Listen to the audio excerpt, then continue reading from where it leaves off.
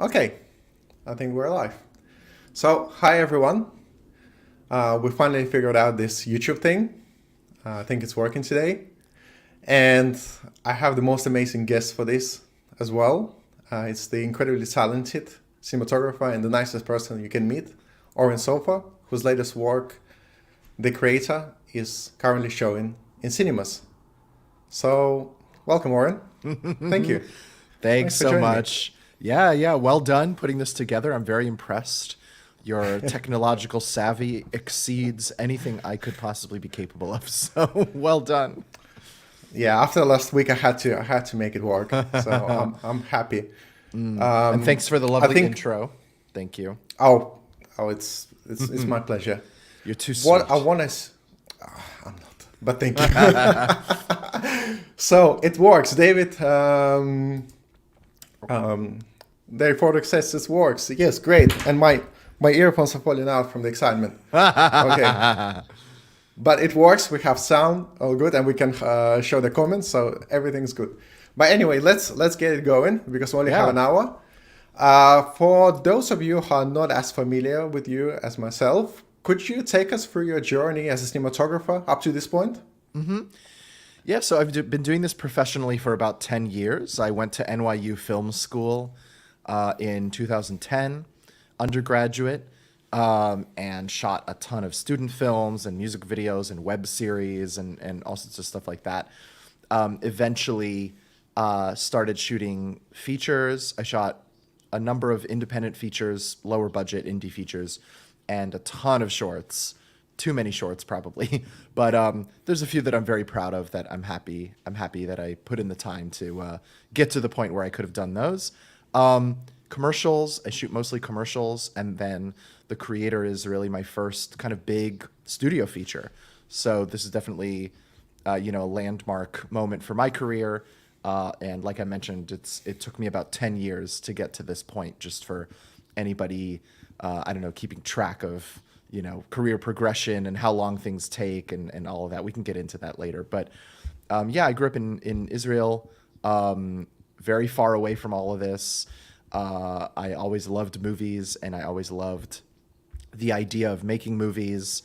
And I was lucky to have a group of friends in Israel that we could make like silly films together on camcorders and mini DV and eventually and stuff like that. So that was really the start for me. And yeah, it all eventually led to deciding to pursue this professionally.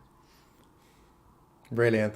So yes, let's dive into The Creator. It's a Yeah. game-changing thing for many reasons. I've spoken to your co-DP, Greg Fraser, last week about it, and now I would love to get your view on how it went. Yeah. I'm just going to And contradict everything he said. No. well, that's gonna make it an interesting interview. Exactly. One And of then you will all decide who was telling the truth. Okay, let's try. Let's try that. So, one of the most game-changing things about this film is obviously the choice of camera. It's all everyone is talking about. So, first of all, I would like to ask you what were the main challenges using Sony FX3 on The Creator?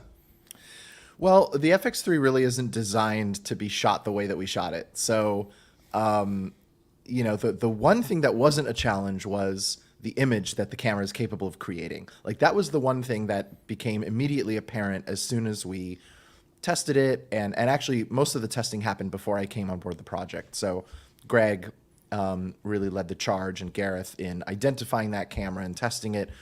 Greg shot some commercials on that camera earlier in the year before we started filming, and really tested the workflow with photochem and everything. So that was actually the easy part, was determining whether or not the camera was good enough to be shot at this level, and it was.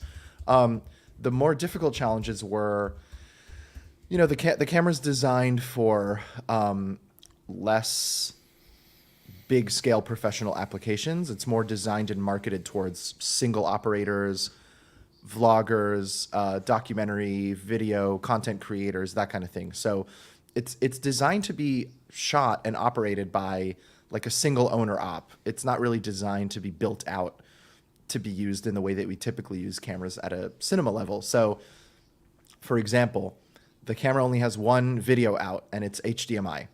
There's no SDI out, and there's only one output.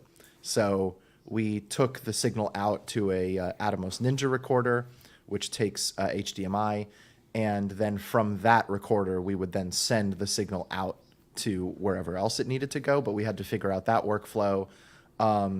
We also had to figure out time code sync. We had to figure out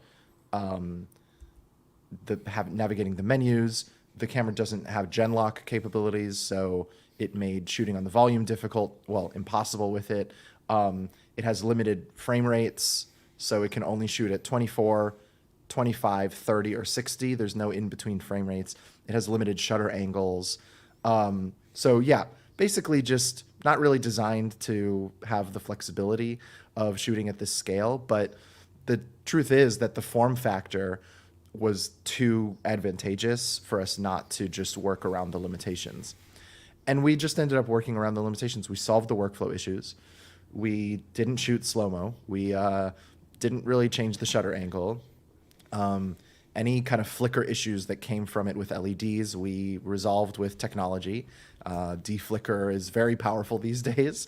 So we just worked around the limitations because it was worth it to have a camera that's, the size of a large phone, basically, or, your pretty bog standard mirrorless DSLR as the camera for the film, because we wanted the size and weight. Well, we have a follow-up question from David Roderick. What filmmaking techniques did you use to get the most out of FX3, like ETTR or low ISO to preserve the shadows? I will fully admit I'm not sure what ETTR is. If anybody exposed to the right of the like on the histogram. Yes. Interesting. So basically, I have never looked at a histogram in my life to judge exposure. Like, I know it exists and I've never used it. It doesn't make sense to me. I mean, I get it, but I'm a visual person, so false color is the exposure tool that I use because I need to see the image. I can't just look at a graph. My brain doesn't work that way. It's a flaw in my chemistry. But yes, no. So actually, we did the opposite. We shot most of the film at 12,800 ISO, which was quite high ISO. Shadow detail preservation is not an issue I've ever run into with Sony cameras. The bigger issue is highlight retention, but the higher ISO actually helps you retain highlight. Also, it gave us this huge advantage in how we lit the movie. We were able to shoot in really low light situations. Anybody who's seen the film has seen how much of it takes place at dusk and like blue hour and cityscapes and kind of darker lighting setups. So yeah, having that higher ISO was actually the big advantage that we utilized that the camera gave us. And it opened up this whole other world of lighting and creativity. And we were able to light most of the movie with aperture lights that weren't that bright, but at 12,000 ISO, they look quite punchy. So that was probably the biggest advantage that the camera unlocked for us, aside from the weight and the form factor. Cool. There was a follow-up, another question regarding your sort of post-production this time. This was from Kevin Lewis on Facebook. It was about the pipeline working with ProRes RAW. Yeah. And what NLE was primarily edited in. I will fully confess, I'm not sure. You'll have to get the editors on to talk to them about it. Actually, nobody's really talked to them yet, and somebody should, because there's a lot of interesting conversations to be had about the editing of the film, and I'm sure they could get into all the workflow questions. I know that on my end, when we shot a lot of test footage because we were able to. One of the advantages of the FX3 is that we bought a bunch of them. Like, production just bought the camera bodies. We're not dealing with a rental house or anything like that. So we were able to carry an FX3 around with us for all of our scouting and all of our pre-pro, which was about 4 months before we started filming. And we had the same lens as well. We bought one of the Kowa lenses that we shot on. So we carried our camera and our lens combo that we were going to shoot the final movie on. So through all of our scouts, we were able to start looking at frames and shooting test footage and testing lighting.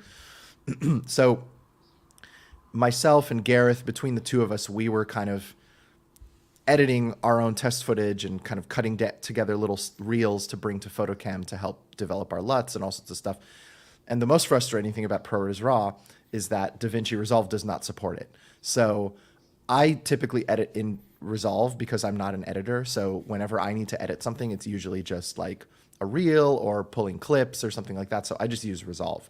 But I had to download Premiere and relearn how to use Premiere because I used to edit on Premiere like in film school, and it's been 10 years, which was very frustrating. But Premiere can edit ProRes RAW. So I don't actually know what they used for editorial. I'm assuming, as usual, they probably created proxies and then edited on whatever. I mean, Hank Corwin's an old school editor, so my hunch is Avid, if I had to guess. But and I don't know if Avid supports ProRes RAW. I have no idea. I haven't touched Avid in 14 years, and don't plan to. But yes, and then I'm actually not even sure what we use to color grade because, again, Resolve I know doesn't support ProRes RAW, but I know that we graded the ProRes RAW, so maybe it was Baselight, or I'm actually not sure.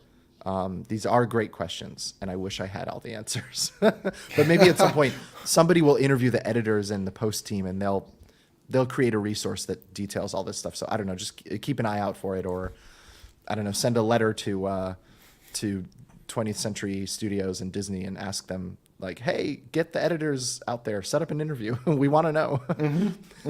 Yeah, or just reach out.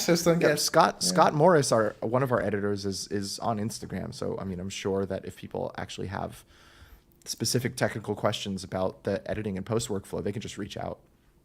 Yeah, I've had a few of those questions, and yeah, sorry, Scott. And I knew I'm gonna your DMs are now gonna explode. I apologize. At least there's gonna be. No one's watching us. Well, we have a few people on, which is good enough.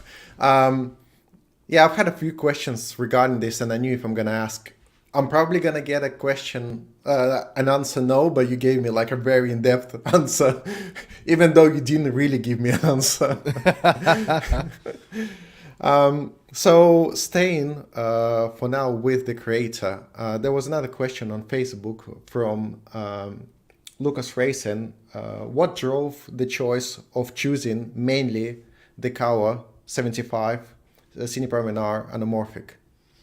Yeah, that's a great question. Again, that lens was identified by Greg and Gareth before I came on board the project, so it was already in place by the time I came on. I know that they were looking for two things. They were looking for a vintage anamorphic that had a kind of 1970s aesthetic that reminded them, especially reminded Gareth, of science fiction films from the 70s and 80s and kind of the movies that he grew up with that were inspired this film, like Alien, Blade Runner, Close Encounters, the original Star Wars, etc. But they were also looking for a lens that was very lightweight because we knew that it was going to go on the RS2 gimbal, and it had to be just as lightweight and nimble and small as the FX3, or else it kind of defeats the purpose of shooting with a small, lightweight camera rig. So that was really the thought process, and I think through some testing, as usual, they found the Kowa, and that was it. I mean, I know that the focal length was really chosen. Well, the wider end Kowas, none of us really like. The 40 and 50 have this really annoying edge distortion where everything gets super, super squished, like right on the edge of frame. And when you pan, it looks like you're panning through a fishbowl. So yeah, we don't love the 40 or 50, but the 75 is a beautiful focal length, and it doesn't really have that edge distortion. And also just the way it renders depth and faces and space, like it's kind of the perfect focal length. It's very close to like a neutral focal length, like shooting on a 40 mil spherical lens, or like a 37, 38 mil spherical lens. So it's just the most, I don't know, unassuming focal length 75. Like it's not too wide, it's not too tight. It's like the perfect Goldilocks focal length for anamorphic, especially on full frame, because you do still get a little bit of extra with like 75 on Super 35 tends to be a little tight, but on full frame it just lets it breathe a little bit, and that's really what it comes down to. Is it's like pretty close to the focal length of human vision in terms of how it renders depth. So it's less distracting than switching between wides and tights and stuff like that. So I really liked it. I really enjoyed shooting basically on one focal length, and I've done it before on some shorts, and I would definitely do it again. I think it's a really great way to work and a way to think about optics and think about visual language. Yeah, that's a great answer. Thanks so much for that. Yeah. No, honestly, that's a very in depth. I think everyone's going to be happy with this now. No Yeah, more and by the questions way, about Kawa. I don't know how much of that was conscious in terms of the focal length, but I think that that's either consciously or subconsciously the reason that they gravitated towards that focal length. I mean, I've done subsequent tests, and I now just tend to gravitate straight towards like the 75, 72, 80 mil focal lengths like of any anamorphic set, because that's like I want to see how that focal length looks first before anything else, because I know that I'll probably end up using that the most, or maybe something a little bit tighter like 90 mil or something like Atlas Mercury's just put out their 95 mil. And I was just like, oh, it's perfect. Like the 72 was already great, and now they have the 95. It's perfect. It's almost even better. And I just tend to like tighter lenses. I don't love wide lenses, to be honest. We'll definitely speak about that a bit Yeah, more. yeah, we'll get into it. We'll definitely speak about all the focal length and everything like that. But talking about Kawa and the other lenses, obviously you had a Mercury 45 on there Yes, as well. 42. For 42 for the side shots. Actually, how we met is actually through Greg asking me for advice and to supply a few lightweight lenses for the film. Yeah, that's right. So I think you are the best person to ask. So which iron glass modified lenses did you actually use on the film? And what did you use them for? Do you remember? I do. So, well, I roughly remember, but we had a pretty full set of iron glass lenses that you provided, and a few others that were sort of outside of. There were some Canons in there as well, in addition to the Soviet lenses, and all of them were modded, I believe. All of them went through iron glass to get modded. But we had a nice set. We ended up really only using we used the Helios, of course, the 58. We used the 35, which is the what is that one called again? Now I can never remember the original lenses, but it's the 35 mil we used. Okay, the 35. You can fill us in. You can fill it in better than me. It was the Mir 24M. It was That's the right, the fast Mir 24. 35. Yeah. The Mir 24. Yeah. That's right. So we used the 35 mil, and then we also, I think probably the one we used the most was the 200 mil, which was a Canon. A Canon stills lens, and we used that for. If you watch the movie, there's a couple of POV shots that are meant to be like binoculars and scopes and stuff like that.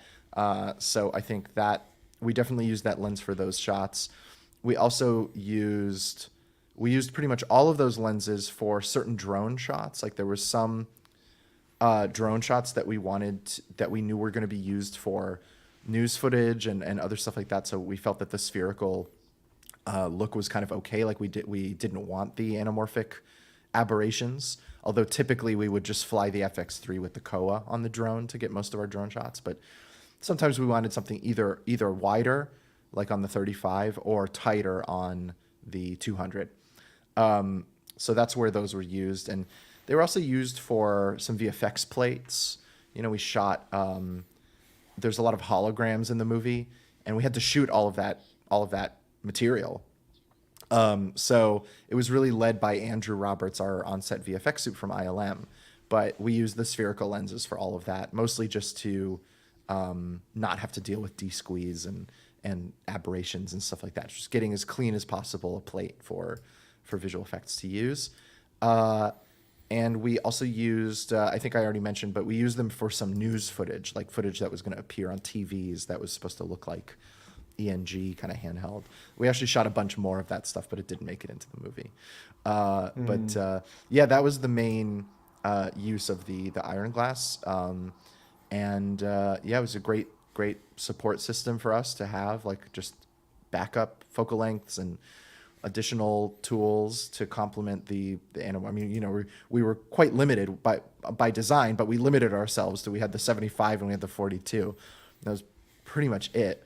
So just having a few extra options, like just in case, was really, really helpful and crucial, I think.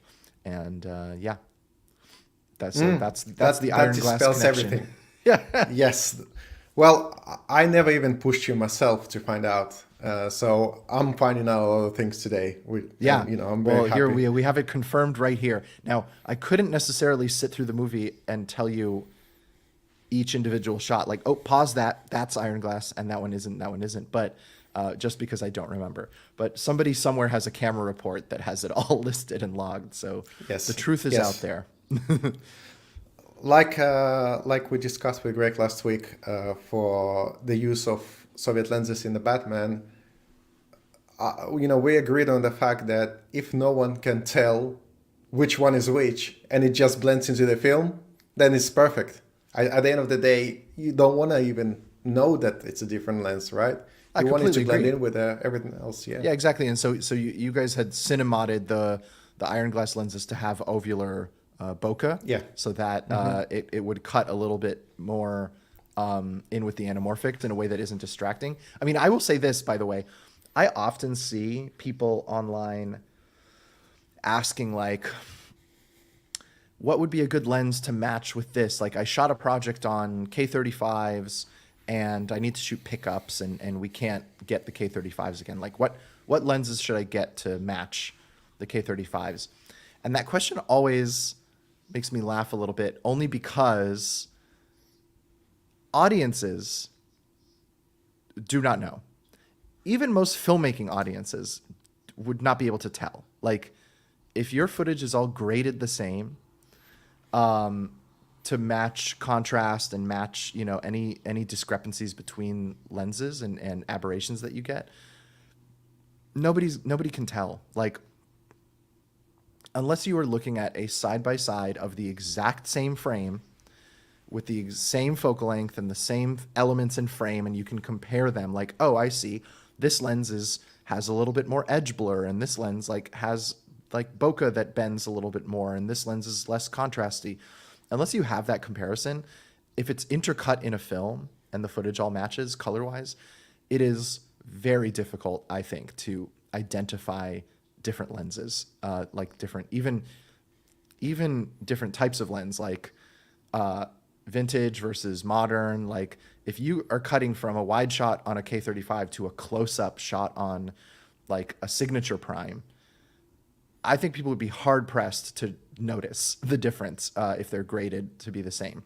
And most people don't even notice the intercutting between spherical and anamorphic. I mean, obviously filmmakers do, because anamorphic is more noticeable because of bokeh, but that's pretty much the only tell, like, for a lot of people. And even then, by the way, a lot of filmmakers, like a lot of non-cinematographers, probably also can't really tell the difference, like, just to be completely honest. So it's just one of those things that I think people maybe get a little bit too hung up on, is this idea of like, oh, the lenses have to match, like they have to match.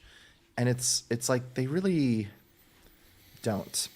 Because what's more important is that you're using the right lens that you want to tell the story of whatever shot you're on. Like, so it's like whatever elements and aberrations and aspects of a lens, like technical and aesthetic aspects of a lens, are the best for this shot or this story or this film. That's all that really matters, not the technical matching of the different lenses with one another. Like, it's just so less important, especially nowadays with color grading. Like it's just any contrast or color differences between lenses can be matched. So it always seems like a bit of an odd obsession to me, like the idea of needing to match all the lenses. But maybe that's just me. maybe Oh man. maybe I'm just lazy. I'm just like, whatever, just shoot. I don't care that the lenses don't match. Just shoot whatever. Like, No, this is an absolutely incredible answer. Honestly, like I've asked you just a little bit, you gave me so much more than I expected. it's because So my mouth runs faster than my brain. So sometimes I just sometimes I just start that's on me. talking, and then eventually something coherent comes out. Yeah, well, because we're talking about lenses and filmmaking, that's why it's like that. Otherwise, you try talking to me about anything else, and I'm not gonna be interested. So that's why. Oh, same. But I don't want to talk about anything else. I just want to talk about lenses yeah, forever. exactly. Then that's why we're here, and we're Exactly, gonna yeah, have that's fun. right. So one question on Facebook that's still relevant. We're still talking about the creator from Pete Cooper. Gareth Edwards talk about the ingenious quick lighting setups for the creator. Can you speak more on that? Yeah, basically, the way that Gareth wanted to shoot the film was harkening back to the way he shot his first movie, Monsters, which was shot in this pure guerrilla indie filmmaking style, where they shot everything on location with a tiny crew, no lighting, like completely naturalistic and very much from the hip. And he wanted maximum freedom to be able to move around and sort of find different compositions and react to things that were happening in real time. Like, for example, if we were shooting a scene and then a dog like wandered into the shot and gave you like this really great transition, Gareth wanted to be able to spontaneously in the moment, like tilt down to this dog and then start kind of tracking off with it. Like, because maybe that would be a really cool, interesting, spontaneous moment that could be used as a transition into the scene or out of the scene or something. Like, basically the point was you had to always be prepared for Gareth spontaneously deciding to turn the camera around or start filming something else, or react to something that was happening in the background or anything like that, and just creating a sandbox for him and the actors to play in, or we would call it the arena. So it was like creating the arena. And lighting wise, the way that we had to do that was basically lighting a space, sometimes 360, sometimes I would call it like 270, because there was usually a dead angle that we knew we were never going to film. But we needed lighting that you could film. Like, we never wanted to have to limit Gareth's frame. So we didn't want to have a light in the ceiling or at the edge of frame or anything that would limit where he could point. And it required us to create a lighting approach that was very heavily based on practicals and very heavily based on lighting from outside of a space, or hiding lights within a space in a way that they wouldn't be visible.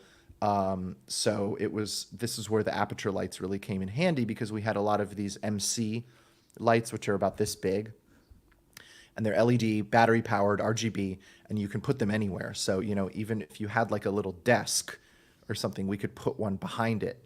And so then if a character walks over to the desk, there's a light there that's able to kind of catch them and basically creating little pockets of light and little areas that people can walk into and get lit by. And our main tool that we had to sort of get out of jail for free, or get out of jail free card, as we called it, was our best electric Nancy had a Helios tube on a boom pole that was in a little chimera. And she would just always have that on standby. It was like her staff, like she was a wizard with her staff, this boom pole with the light, and she would walk around with it everywhere. And we would call her in on the comms all the time to like sneak in and add a little bit of key, a little bit of bounce, a little bit of edge light, anywhere that once Gareth was kind of in a close-up and settled in a close-up, to be able to make sure that we were still getting the contrast and separation that we wanted. I mean, this approach was really always about finding this razor's edge between doing too much and having the lighting look artificial and fake and overlit, and not doing enough, which would mean that it would just look sloppy and it wouldn't have like a cinematic aesthetic and sort of an elevated look to it, which is what we wanted. So it was just always finding that balance of, we wanted it to feel naturalistic. We wanted to feel unlit. You know, we wanted it to feel like we just got lucky in every location that we walked into, and oh my god, the lighting is just perfect. And there's all these great opportunities for natural light, and we just got really lucky. But of course, it took a lot of work to actually create those environments. Yeah, so sometimes we would have to create a lighting environment from scratch, and it would have to look organic. And sometimes some of our locations we would just walk into, and you would just be like, oh my god, the available light in here is perfect. Like, we just need to black out this side of the room here to create contrast, and that's it, done. So it was really, it varied from location to location, but that was sort of the overall philosophy and the approach. I'm really loving how there are so many tools used in this film that are available to everyone.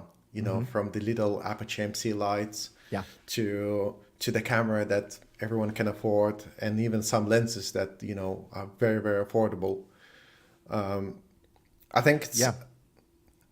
you know, in a way, when people give themselves an excuse that they need a certain camera, a certain lens, a certain light, you know, obviously there's so much more to it than light and camera. And, you know, there's incredible crew, there's incredible director and locations and story. Obviously there's so much more to it. I admit that, but it's just so nice to see that even these humble tools, you know, in the right hands can create incredible images. No, I completely agree. I mean, basically, what you just said is really the crux of it, is that the real emphasis of creating something good is crew, story, director, vision, locations is huge and underappreciated, I think. And all of those things are way more important than gear because of where we are at right now in the industry. Like, the equipment's just gotten to a place where, you know, this is the reality. And to be honest, like, even when things weren't at the same level as they are today, like, I came up around 2010, so this was just as the DSLR revolution was happening.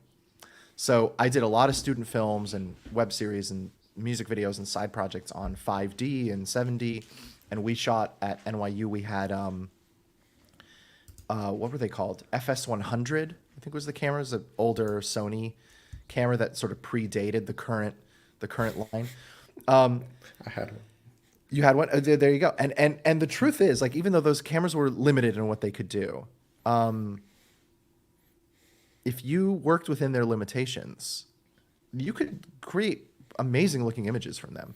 Like, if you just didn't overexpose or didn't underexpose and stayed within like normal realms. And actually, the funniest thing was, at the time there were all these hacks. Like, Abel Cine had all of these hacks to go into the menus and, like, oh, here's the settings you should put the gamma and the color depth and the shadow levels at, because you could adjust all of those things to, like, create as much of a quote unquote log image from these cameras as you could. I mean, it wasn't truly log, but anybody who came up, I mean, yeah, we're kind of came up at the same time. So went through that process. And the truth is, like, I have projects that I shot back in that day on the FS100 that, you know, the individual images from them look great. I mean, they hold up. Like, you know, I question my lighting choices 10 years ago, but I definitely grew a lot since then in that regard. But and then the other thing is, yeah, that the thing that's missing from those projects is location and, you know, talent level and stuff like that. Like, that's the stuff that we didn't have. And by didn't have, it just meant, you know, like, maybe we just didn't spend enough time looking. But yeah, those other things that you mentioned, everything that you mentioned that's in front of the camera and behind the camera is way more important than those like 6 inches of the camera and the lens and all of that. Like, you know, the only thing that you gain as a benefit from bigger budgets and bigger scales and more professional equipment is just more options and more flexibility. But again, if you just adopt the mentality of working within limitations of tools, the world is your oyster. And tools these days have much fewer limitations than they used to, is the thing. I mean, the LED lighting technology is really incredible. And that's a barrier that I don't think anybody should have, because we're not the only film that has used, aperture lights, and before that it was Asteras, and we still used Asteras on this, and light mats, and all of these were sort of quote unquote prosumer, like accessible tools, but they're used on every major show at this point. And I think aperture lights are only going to be more and more integrated as people realize, like, I mean, basically, the more they make bigger lamp heads, the more people are going to want to use them, because the truth is that on a bigger scale, like a 600X is just, it can only do so much. But now they have these bigger lights, and the more LED technology moves in that direction. I mean, I would be happy never to see an HMI again. I hate HMIs. I hate the color. I hate the quality. I hate everything about it. So, yeah. Yeah, I think that mentality of, I need certain tools to get something done has just been disproven so many times at this point that there really isn't an at least I wouldn't say there isn't an excuse, but I would say that that's not the excuse. That's not the excuse. Not having a good script that you believe in, not being confident in your vision as a director, or not having a director that has a confident vision, not having a good enough location. Those are good reasons to hesitate, but that just means that those are the things that should be emphasized more. And, in film school, they would always tell us, and people would ignore them because we were kids, but the professors would always say, like, write your projects based on things that you have access to. Like, do you have access to, a creepy barn on your family's, property in rural upstate New York, or a friend of a family or whatever?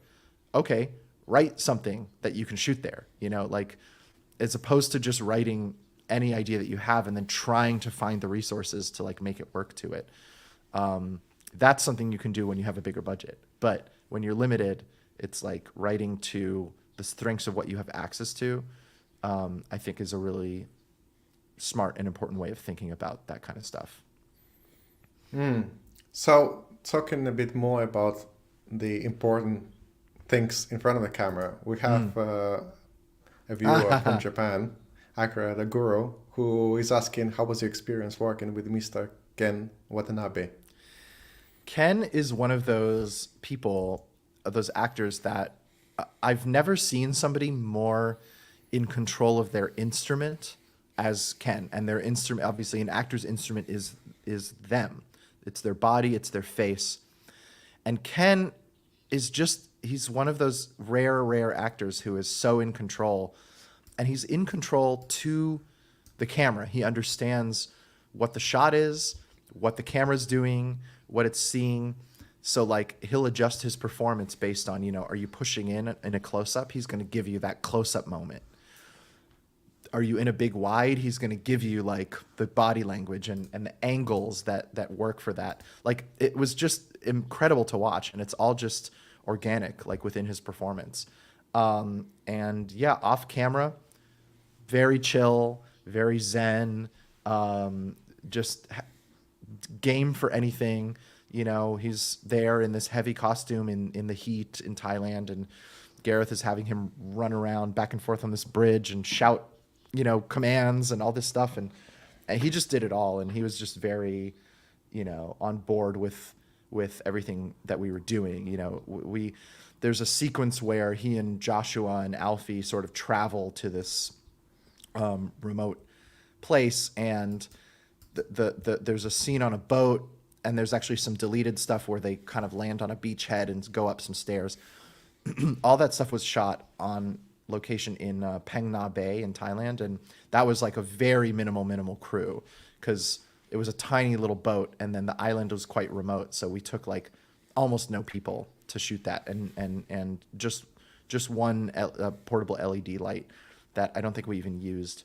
But yeah, so, and he was just, down for it, like no ego, no complaints, just rolled with all the punches, and all of the actors did, really, which was a real benefit to this whole process, and something that I thought was really special, and also kind of essential, because we would not be able to make the movie if the actors were not on board with what Gareth needed from them. So brilliant.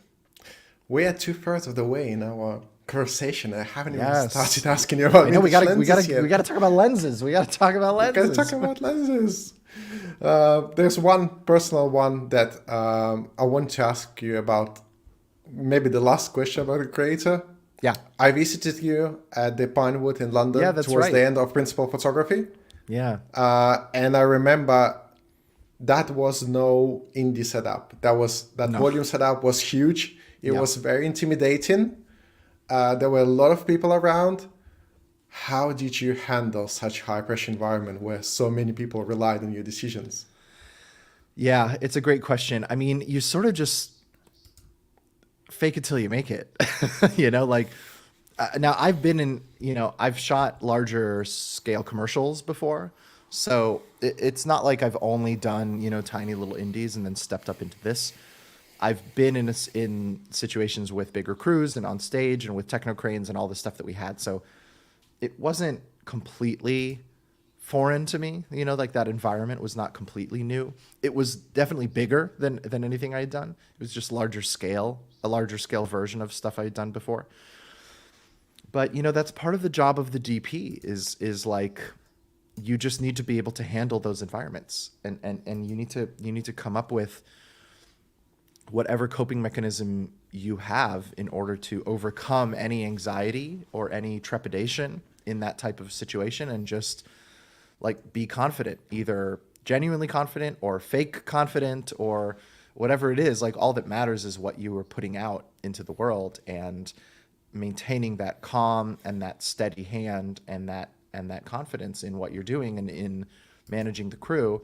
And that's part of the job of the cinematographer, I think. So yeah, I don't know if there's any specific thing that I do or did to learn how to handle it. It's just a skill you pick up along the way, I guess. And it's confidence that I think also builds over time and just with experience. And, by that point, obviously we've been working with the crew for a long time, so we all knew each other. And we did have a new crew. Some of the crew were new, London crew, but they had worked with Greg before. So, and Greg has my back. So, there's already some built-in confidence there where Greg has vouched for me and put me in this position, and the crew know Greg. So if the crew trusts Greg, then they trust me by extension. So it's just, there's all these building blocks, I think, that help like foster that kind of environment. But it's very important, it comes down to like the crew that you hire and the people that you select, like all of it ends up contributing to creating that environment where you can handle those types of situations with that confidence. And I do think that's very important. I must say you looked incredibly confident. Well, inside I was impressed. screaming. No, I'm just kidding. I wasn't. Well, at least one decision was easy, choosing the right lens. There was just one. Extremely easy. I mean, that was really like one of the advantages. I mean, there were the creative advantages that I mentioned before of having a single focal length and the simplicity of it and the visual language. But from a logistical standpoint, also great decision, because you don't have to swap lenses, you don't have to rebalance gimbals. The effects doesn't need to map, a dozen different lenses for scanning purposes and all of that. Like, it really does simplify the whole process. So yes, very easy. You don't have to break your brain trying to decide, what focal length will this shot be on? I mean, it's really two choices. You got the 75, you got the 42. Makes it very easy. Okay, let's finally dive into all those lenses. Yes, That's our favorite I've got topic. loads. I've got The loads, reason and we're you're here. gonna have to. I be know. quick. Well, I'm gonna do more rapid fire. It'll be more rapid fire. I'll answer everything. Okay, so first one is, how vital are lenses in your toolkit as a cinematographer? I think in this day and age, especially, lenses are everything. At least in terms as far as camera goes. Lighting, at the end of the day, there isn't a huge difference in terms of like the end goal effect between an aperture light or a tungsten light or, whatever. Like, a light is a light. Phosphor is phosphor. Photons are photons. Like, the specific lighting unit has certain advantages and disadvantages, but light is light. and also in this day and age, cameras are cameras. Like digital cameras are data collection tools. There's no inherent look to a camera. There are different ergonomic considerations and logistical considerations. The same thing with light, but at the end of the day, we're talking about ones and zeros. So the tool itself, from a technical standpoint, doesn't really make a huge difference. Lenses make a huge difference aesthetically, and are really like the modern day film stock. Lenses are what can give a project a different look, a different feel. Not just your choice of focal length, but also your choice of lens set, like the aesthetics of the lens, aberrations, flares, veil, edge distortion, vignetting, like all of those elements are what can give an image character or not, if that's the choice. So yeah, I think that the lenses are probably the most vital tool in the toolkit of anything. Love it. That's a perfect answer. I'll pay you later. I know, and I'm not just saying that because of the PayPal request that just came in from Vintage Lenses. No. Well, now, if you answer the next question correctly, then maybe that PayPal. Oh, maybe I do get a will be bonus. paid. Okay, cool. I'm ready. Yes. So, based on your experience, do you lean more towards modern or vintage lenses? Well, you already know the answer. So I think maybe that money is going to be in my bank account. Yeah, I definitely lean more towards.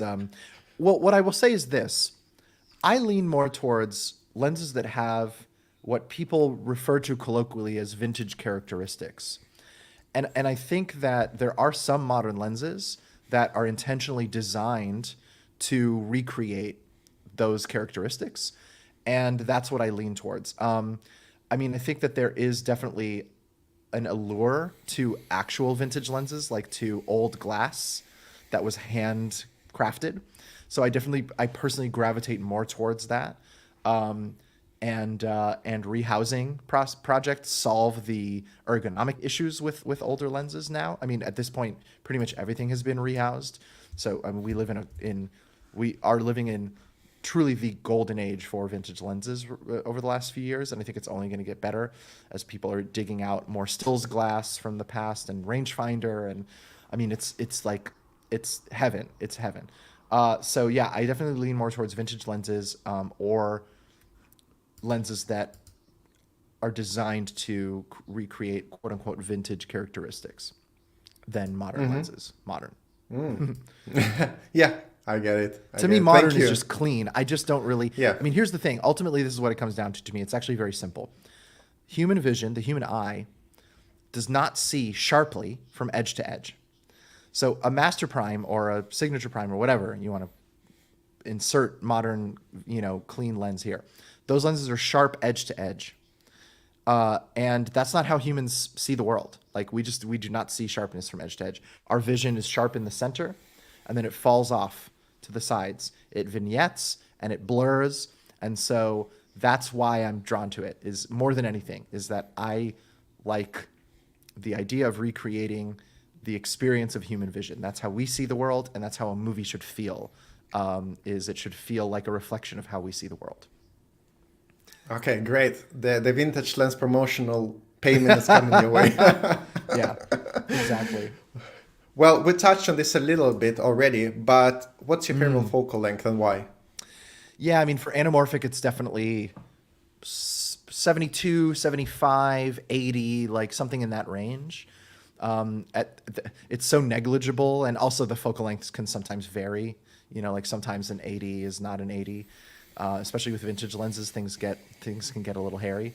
But yeah, anything in that range, I think, really, really works for me. For anamorphic, especially on full frame. And for spherical, it's similar. It's basically anything between 35, 40, 45, 50 is kind of like the best range for me. Sometimes 50 mil on full frame looks great. 35 mil on Super 35 is untouchable. Yeah, so like 35 mil on full frame is maybe a little too wide for me. But if I'm full frame, I'll probably gravitate more towards 50 or like even the 58. Like 58 is a great focal length. 58 is a great focal length. There's a lot of 58 mils across various different lens sets that's a really, really strong focal length. So yeah, that's definitely what I gravitate towards. Brilliant. I've seen you test lenses at All Pass Glass a few times. Right. Is that something that you enjoy doing? And what do you look for when you test vintage lenses and choose a set? Or not necessarily vintage lenses, but when you test lenses and you're choosing your next set for a project. Yeah, I do try to test lenses quite a bit, only because, as I mentioned before, that really is the crucial element to determining that actually do change aesthetics of a project. So I think it's important to know what's out there, and it's important to know what options we have and what different lenses are capable of or not capable of. What I'm looking for when I test lenses are two things: is there's ergonomics and there's aesthetics. So for aesthetics, that's usually the easier one to look at, because the minute you throw on a 58 or a 50 or a 75 anamorphic or an 80 anamorphic, you can already start to see, like, okay, what does the edge distortion look like? What does the vignetting look like? What does the edge blur look like? What is the bokeh shape? Like, those are all the things that I'm looking for. And there's certain things that I just don't like. I don't like inward cushioning, pin cushioning on anamorphics. So if the minute I throw on an anamorphic lens and it has inward pin cushioning, I'm like, okay, I'm not going to use that. Go away. For spherical lenses, I'm usually looking for like the more pronounced edge blur and sort of astigmatism, just because I tend to like that, especially on medium focal lengths. And then you're looking for, how does the lens function wide open? I like to shoot wide open, so I'm always looking at what is it, the lens at its quote unquote like most broken when it's wide open.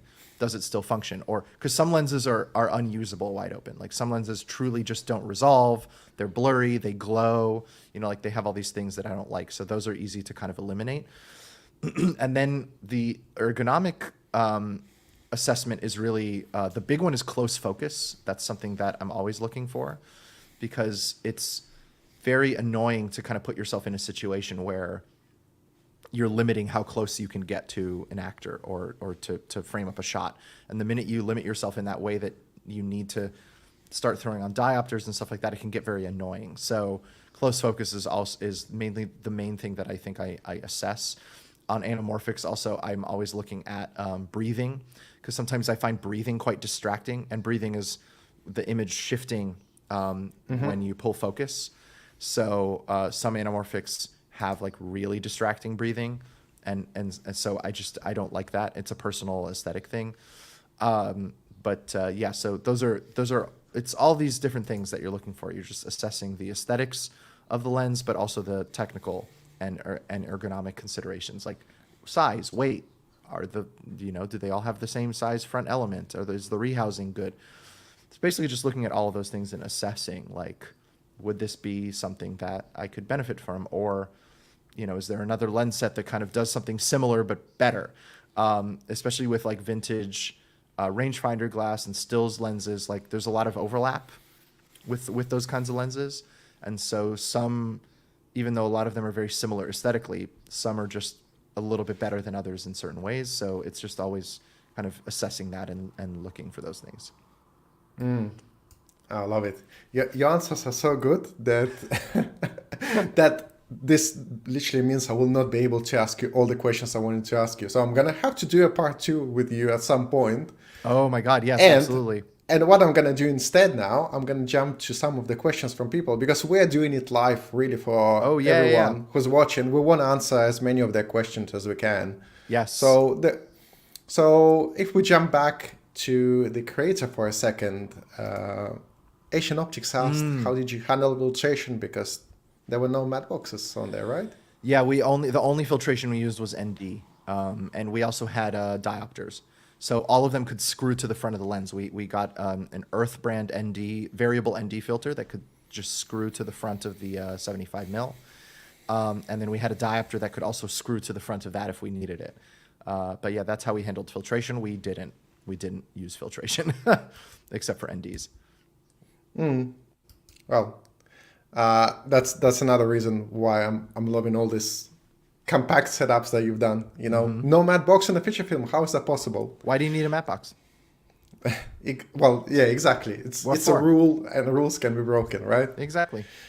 So here's another one from Richard Legara. From running shoulder rigs to jeeps, how soon do you think the industry will adopt small on-location production footprint the creator had? I mean, I don't think anything is going to be adopted industry-wide. People have their preferences, and preferences are hard to shake. I mean, there's some DPs that still only light with tungsten. They won't touch LEDs. Like, so, it's sort of like asking, like, how soon do you think the industry will adopt LEDs? It's like, well, some people will, some people won't. Some people still shoot on film. Some people have fully adopted digital. We're hoping that at the very least we can serve as a role model for people, like an inspiration to say, like, hey, well, listen, if you think outside the box a little bit, there's a lot of cool stuff that you can try. And to be frank, like, we're not the first production to use any of this stuff. Like, there's already filmmakers that have been very much at the forefront of using gimbals and lightweight tools and stuff like that already. So, maybe they don't shoot their whole film on it. They still have a techno crane in the back, but, there's definitely been, there are certain filmmakers that have already been kind of thinking outside of the box in that way for years. And I just think that will only continue. It'll only continue to grow. Yeah, agreed. Yeah. Well, we had a little explanation of EZTR with zebras rather than histogram. I use Still false color. nothing. I use false color. I don't like zebras. I don't like zebra. I like false color as well. Well, zebra when is it's great. accurate. Zebra is great for documentary because when you're shooting truly off the cuff and your only thing that you need to assess is, am I clipping a highlight or am I not clipping a highlight? Zebra is very helpful because it just shows you where you're clipping, and then you can, you set the IRE that it shows you where it's clipping, and then when you start to see zebras, you stop down a little bit or add some ND or whatever. So very useful for that kind of filmmaking. But that was not our thing. We were always able to set exposure before we started rolling. So yeah, zebra's not helpful for me in narrative. Brilliant. What recorder did you use and what codec? It was the Atomos Ninja V, I think it is called, and it was ProRes RAW. It's the codec. Here we go. Quick and snappy answer. All the Exactly. information we need. Good question from David. Ooh. Any hidden gems and vintage photography lenses that you have found? I mean, I've been really, shout out to Ancient Optics, I've been really loving the Minolta Rockors. Those I tested those a while ago and they really stood out, and then I brought them on a commercial recently and really enjoyed it. So yeah, those were really cool to discover. Brilliant. As we are sort of wrapping up already, unfortunately. Yeah. But we're gonna do part two. We're gonna do part two because there's still so much to talk about. I wanted to just touch on you and your journey, and how with your recent work you really stepped to the next level. And this couldn't really happen to a nicer person, so I'm very happy to see this happen. But let's take this opportunity to spread some love as well. Who would you like to see do well in the next few years? Oh my gosh, so many. Matt Bastos doing great things. Scott Siracusano doing great things. Kim Cohen, Ksusha Genenfeld, Pat Shahabian, Max Magerkurth, Megan Pham,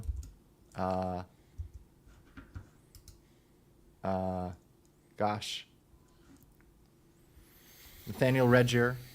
There's a lot of young DPs that I work with or am friends with or have my eye on, and everybody's doing great stuff, and I wish nothing but success and continued growth for all of them. Michelle Kwong, shout out to Michelle Kwong. Yeah, there's a lot of talent. It's one of those things, like, as the tools become more accessible, there's more and more opportunities for people to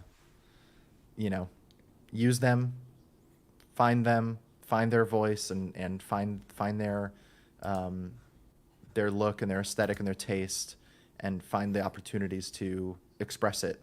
And I think that's beautiful. Like, I think that's a really important thing for the health of the future of the industry, is that we continue to foster new talent, and yeah, all of these tools are just more opportunities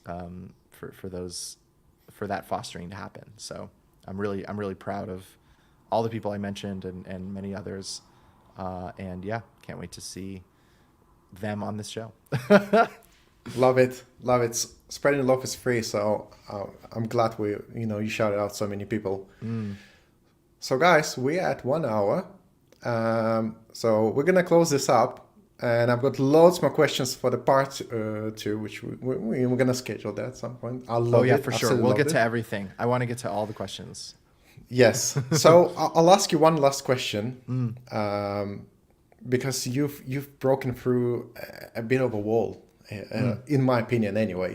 So the question is, to any young cinematographers who produce great work but have doubts, which I see sometimes, people get burned out because they haven't really, got there, and how do they keep going? What advice do you have for them? Yeah, that's a really good question, because I've been there. Like, I've been in that place, and I think, if I may get philosophical for a moment, I think that younger generations, myself included, I'm not that young, but anybody younger than 40, we grew up in the age of the internet, and I think that obviously the advantage of it is, like, we have stuff like this. We have the ability to connect and create community and create educational resources and learn, and all this stuff is at our fingertips in a way that it's never been before, and all of that's amazing, and sharing our work and all of that, incredible. The other side of that coin, the negative of the internet, is that it has trained and now 2 generations of people. I'm a millennial, and then we have Gen Z, to be very impatient and to expect, like, immediate results and immediate gratification all the time. You want to watch a movie? Turn on your TV. You can watch any movie you want on demand. You want to, you need to order something, groceries, toilet paper, a life-size replica of David Hasselhoff. You can order it on the internet, and it'll show up instantly. A vintage lens from eBay. So we live in an immediate gratification world and an immediate gratification economy. And I think that spreads, we allow it, it's not our fault, to spread into other aspects of our lives, including career. The truth is that a career in film, and specifically cinematography, directing, like anything that's, sort of at the upper echelons of the hierarchy, take a long time to build. They always have, and they always will. There are no shortcuts. There's no overnight success. There's no instant gratification. And even people who seem to be overnight successes, who come out of nowhere, there's years and years of work that go into getting to that point, guaranteed, like every single time. And I think we just forget that. Like, I think we just, as people, as young people, we forget that. And we need to unlearn that. That's the key to, it's just remembering, like, how long have I been doing this? 5 years, 4 years? There can be no expectation of, like, achieving certain levels of success after that amount of time. To be completely frank, there shouldn't be expectations of achieving a level of success after 10 years. I got really lucky and really early, relatively. Like, it usually takes longer to reach the point where you're shooting a film like this. And I just got very lucky. And I ended up on an accelerated timeline. And again, just to emphasize, even that accelerated timeline was 10 years. It was a whole decade to get to this point. And that's just from graduating film school. because I did 4 years in film school. And so there's professional growth happening there. And then there's, I was shooting in high school. So it's many years. And I think we just need to remind ourselves that, like, if you find yourself frustrated, and in that rut, first off, take a break. Go to the desert somewhere, for a few days, or go to a forest and, enjoy nature, like just disconnect from everything. I think that's always been really helpful for me.